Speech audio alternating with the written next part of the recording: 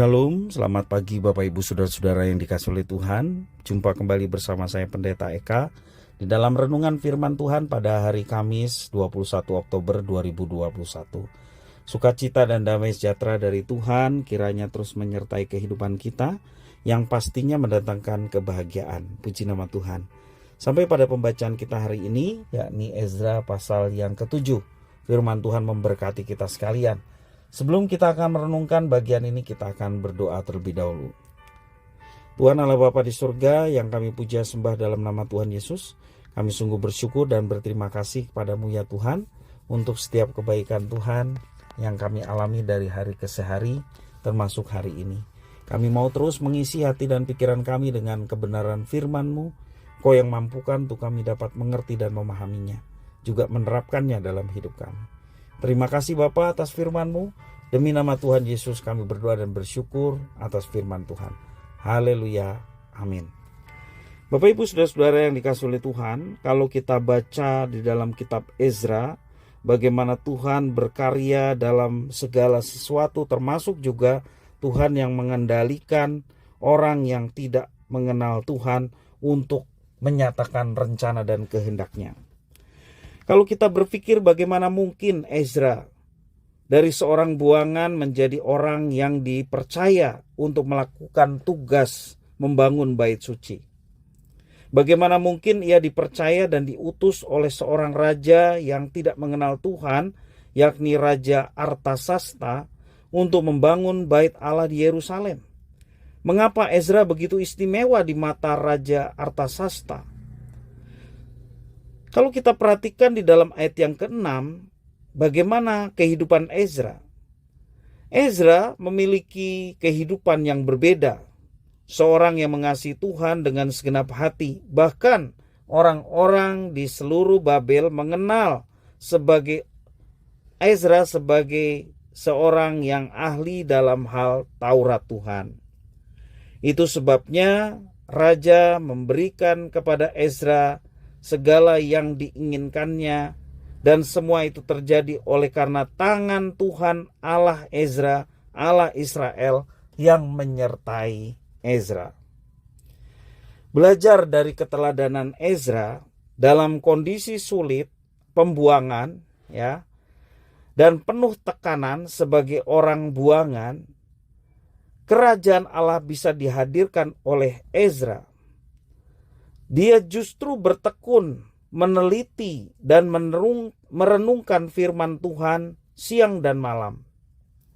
Sementara orang-orang buangan lainnya mungkin sedang merenungi nasibnya, merenungi ataupun meratap keadaannya, mengasihi diri sendiri. Ezra tidak demikian. Dia tetap percaya bahwa Allah ada. Dia tetap belajar firman Tuhan siang dan malam karena dia tahu dengan menghidupi firman Tuhan, dia akan hidup. Dan betul sekali, ternyata orang yang bertekun dalam persekutuan dengan Tuhan dan firman-Nya itu tidak menjadi sia-sia. Orang itu diperhitungkan. Bahkan kalau Tuhan yang sudah memperhitungkan, sungguh luar biasa Tuhan memakai orang itu. Itulah yang dialami oleh Ezra. Nah Bapak Ibu Saudara-saudara yang dikasihi oleh Tuhan, kehidupan Ezra benar-benar menjadi kesaksian bagi bangsanya. Karena itu ia dipercaya melaksanakan mandat dari sang raja untuk dapat membangun bait Allah. Ezra tidak hanya mahir tentang Taurat Tuhan secara teoritis, karena firman yang dituliskan itu juga bukan teoritis.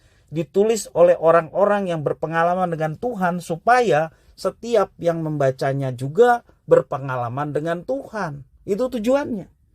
Jadi firman Tuhan yang dipelajari oleh Ezra, dia bukan hanya mahir dengan teorinya saja, tetapi juga dia menghidupi Taurat Tuhan dalam kehidupannya sehari-hari.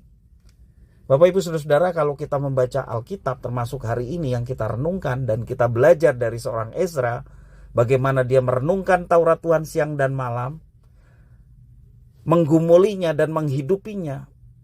Kalau kita diberkati oleh itu, kita juga mau melakukan itu, yaitu menggumuli firman Tuhan, merenungkannya siang dan malam, dan mau menerapkannya dalam hidup kita.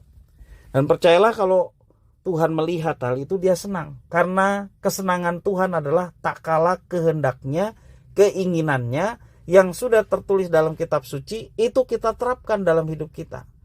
Itulah satu-satunya tindakan yang menyenangkan Tuhan. Menghadirkan kerajaannya di bumi ini. Seperti Tuhan Yesus mengajarkan kepada kita, jadilah kehendakmu di bumi seperti di sorga. Artinya kehendak Tuhan, pemilik sorga, boleh terjadi dalam kehidupan kita di bumi ini. Bapak Ibu Saudara-saudara, ada saat di mana kita dibawa ke dalam sebuah situasi yang mungkin sulit, ya, yang mungkin menderita. Sesungguhnya hal itu Tuhan izinkan terjadi untuk menguji kualitas iman kita. Mungkin kita berada di tengah-tengah begitu banyak orang yang kehilangan harapan. Apakah kita tetap berkomitmen untuk menunjukkan kehidupan yang berbeda dengan mereka yang tidak punya harapan? Putus asa di masa-masa corona seperti ini, banyak orang mengalami hal itu. Di tengah krisis seperti sekarang ini, banyak orang kehilangan harapan. Tetapi di tengah orang-orang yang kehilangan harapan, adakah anak-anak Tuhan yang telah ditebus oleh Tuhan berbeda dengan mereka, menunjukkan kehidupan yang penuh dengan harapan, walaupun kenyataannya begitu sulit, karena dia tahu bahwa Tuhan yang menebus dia juga yang akan, Tuhan juga yang akan memelihara hidup orang-orang tebusannya.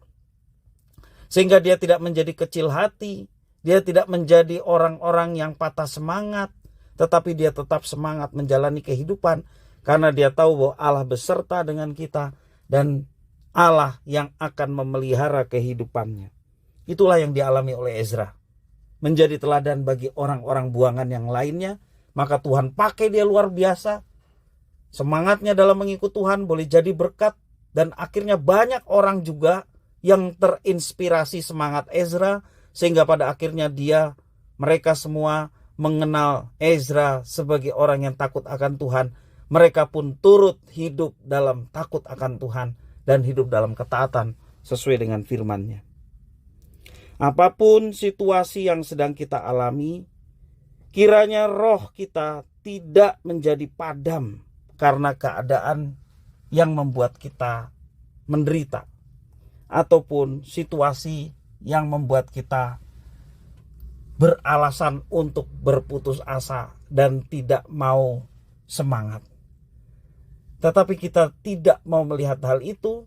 Yang kita lihat adalah Tuhan, bahwa Dia ada, tangannya penuh kuasa, dan diulurkannya kepada kita, dan kita mau pegang tangan Tuhan, sehingga ketika kita menghadapi situasi kondisi apapun, termasuk situasi yang sulit sekalipun dalam hidup kita, ingat, Tuhan menyertai, Tuhan akan menuntun kita pada jalan yang terbaik, dan Dia akan memberikan jalan keluar dalam setiap persoalan, dan jalan keluar yang Tuhan berikan mendatangkan damai sejahtera dan sukacita bagi kita sekalian. Jangan berputus asa, andalkanlah Tuhan. Persoalan hidup kita tahu Tuhan jauh lebih tahu.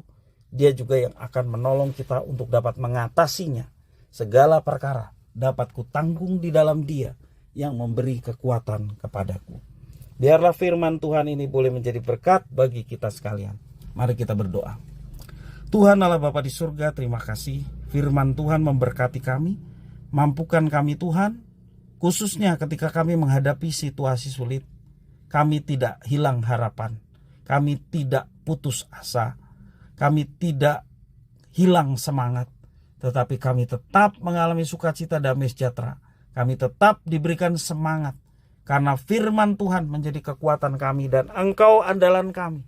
Sehingga kami dikuatkan, bahkan kami diberi kemampuan untuk mengatasi, untuk melewati semua tantangan dalam hidup kami dalam kemenangan bersama dengan Tuhan.